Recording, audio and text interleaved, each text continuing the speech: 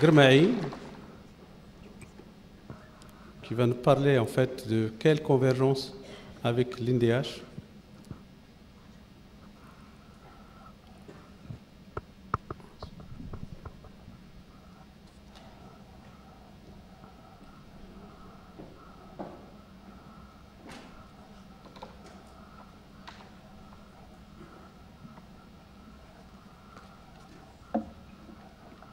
Merci Serge Lilo pour cette...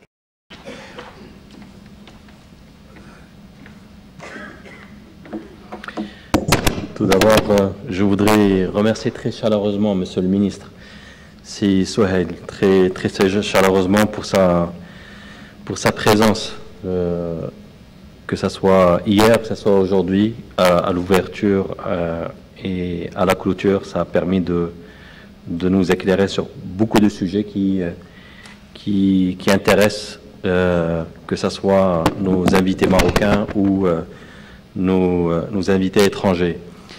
Je voudrais remercier également Messieurs les ministres, M. Boulif et Mme Hkaoui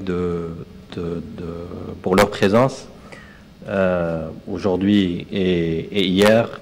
Et je voudrais bien entendu remercier tous les experts, toutes les personnes qui ont contribué au débat hier et aujourd'hui. Et je me félicite également vraiment de la qualité des débats et également de la teneur, que ce soit en quantité, que ce soit en qualité, mais même en quantité, parce que les ateliers hier sont restés relativement tard dans l'après-midi. Ça prouve que le sujet est un sujet extrêmement passionnant, est un sujet qui intéresse tout le monde, surtout en ce moment justement de crise économique. Je voudrais tenter de résumer ce que j'ai pu retenir des différents ateliers et des différents échanges. C'est très rapidement. C'est d'abord la protection sociale, ce qu'elle n'est pas, ce qu'elle est, et comment quelques ingrédients pour la réussir. Ce qu'elle n'est pas, certainement pas un luxe. C'est certainement pas un luxe que seuls les pays développés peuvent se permettre.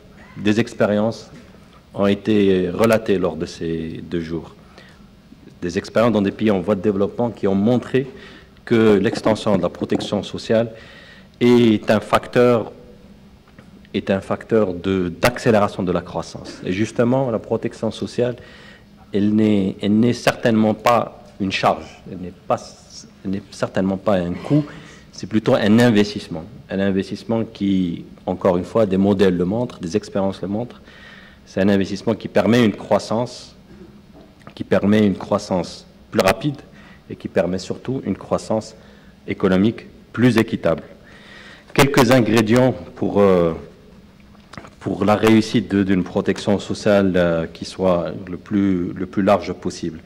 D'abord, un système qui soit intégré et cohérent. Madame la gouverneure on a bien parlé, intégré, que ce soit tous les efforts qui soient, et je pense également, c'est la conviction également de M. Boulif, qui en a parlé tout à l'heure, une cohérence par rapport à tous et que ce ne soit pas un projet d'un département, mais que ce soit vraiment un projet qui soit porté par tous les départements, parce que c'est une cause nationale.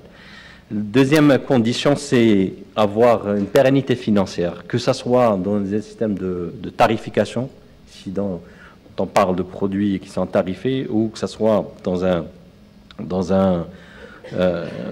un cadre budgétaire qui soit bien distinct, de telle manière à pouvoir suivre le coût purement financier, purement matériel de cette protection sociale, de telle manière à ce que ça soit piloté dans le temps et que ça soit bien mesuré en termes de coût. Étendre progressivement, c'est la progressivité, ne pas aller d'une manière frontale sur tous les plans. Je pense qu'au Maroc, on a l'expérience à Inaya qui nous montre effectivement qu'il y a probablement une approche progressive de telle manière à pouvoir réussir cela. La quatrième condition est développer des capacités d'exécution sur le terrain. Et Madame la gouverneure, avec l'expérience d'INDH, est clairement une expérience sur laquelle il y a certainement beaucoup de choses à retenir. La capacité d'exécution au niveau régional, c'est également un élément important, mais également au niveau central. Et c'est là où j'en viens à la dernière condition, qui est effectivement une condition clé de réussite. Ça a été également cité, c'est un leadership politique.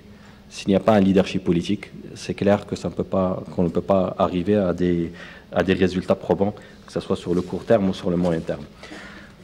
Voilà un peu ce que disent les Américains, des takeaways. Prenez ça avec vous. En tout cas, c'est modestement, c'est ce qu'on a pu retenir par les différents ateliers. C'est ce que me reportent mes équipes de la CDG, que je remercie également pour le travail qui a été fait. Je remercie particulièrement l'Institut CDG pour avoir pris cette initiative. J'espère que ça a été fructueux, que les exercices au sein des ateliers ont été intéressants pour tout le monde. Merci pour votre présence, pour votre assiduité, même un vendredi, effectivement, presque au moment du déjeuner. Encore une fois, merci. Je vous donne rendez-vous à un prochain symposium.